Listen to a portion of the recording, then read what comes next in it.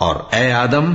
تم اور تمہاری بیوی بہشت میں رہو سہو، اور جہاں سے چاہو اور جو چاہو نوش جان کرو،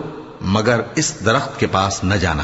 ورنہ گناہگار ہو جاؤ گے۔ تو شیطان دونوں کو بہکانے لگا تاکہ ان کی شرم گاہیں جو ان سے پوشیدہ تھیں ان پر کھول دے، اور کہنے لگا کہ تم کو تمہارے پروردگار نے اس درخت سے صرف اس لیے منع کیا ہے کہ تم فرشتے نہ بن جاؤ یا ہمیشہ جیتے نہ رہو،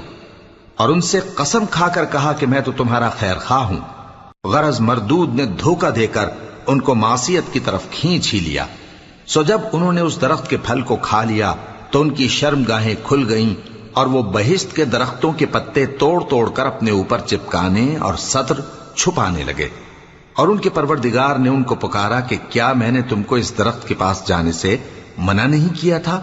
اور جتا نہیں دیا تھا کہ شیطان تمہارا کھلم کھلا دشمن ہے؟ دونوں عرض کرنے لگے